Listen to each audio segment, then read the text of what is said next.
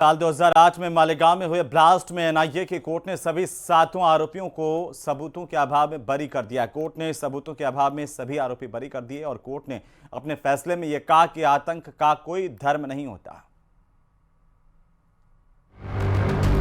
साध्वी प्रज्ञा सिंह ठाकुर बरी, कर्नल पुरोहित बरी, retire major Ramesh Upadhyay बरी, अजय राहिरकर बरी, सुधाकर त्रिवेदी बरी, सुधाकर चतुर्वेदी बरी, समीर शरद कुलकर्णी बरी। बहुचर्चित मालेगांव ब्लास्ट केस में बीजेपी की पूर्व सांसद प्रज्ञा सिंह ठाकुर और लेफ्टिनेंट कर्नल प्रसाद पुरोहित सहित सभी 7 आरोपियों को कोर्ट ने बरी कर दिया। मुंबई की स्पेशल कोर्ट ने 17 साल बाद इस ऐतिहासिक फैसले को सुनाया। एनआईए यानी राष्ट्रीय जांच एजेंसी के मामले की सुनवाई के लिए विशेष न्यायाधीश AK लाहौटी ने अभियोजन पक्ष के मामले और की गई जांच में कई खामियां बताई। उन्होंने कहा कि आरोपियों को संदेह का लाभ मिलना चाहिए।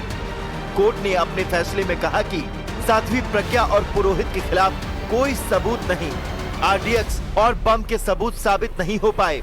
इस बात के सबूत नहीं है कि बाइक किसने पार्क की, मोटरसाइकिल पर चेचिस नंबर कभी रिकवर नहीं हुआ, मोटरसाइकिल साध्वी प्रज्ञा की थी ये भी साबित नहीं हुआ है। स्पॉट पंचनामा में कुछ भी सामने नहीं आया और ब्लास्ट से पहले बैठक हुई थी ये भी साबित नहीं हो पाया। मुंबई की एनआईए कोर्ट में फैसले के पहले बहुत गहमा-गहमी थी। सभी 7 आरोपी कोर्ट में मौजूद थे, उन्हें कड़ी सुरक्षा दी गई थी। सभी आरोपी जमानत पर बाहर थे।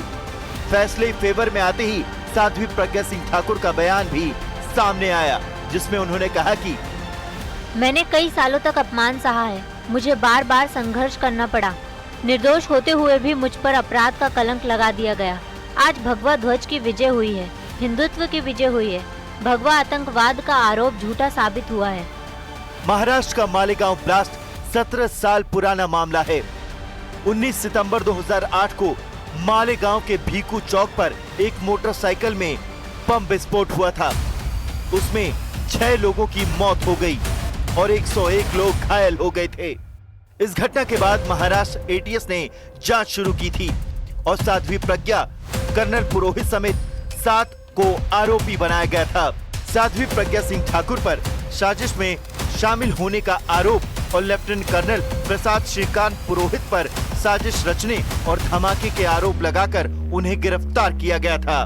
बाद में साल 2009 में ये जांच एनआईए को सौंपी गई थी और अब 17 साल बाद साध्वी प्रज्ञा सिंह ठाकुर समेत सभी 7 आरोपियों को एनआईए की कोर्ट ने बरी कर दिया। तो वहीं अमेरिका के राष्ट्रपति डोनाल्ड ट्रंप ने भारत के खिलाफ ट्रेड वॉर का बिगुल बजा दिया।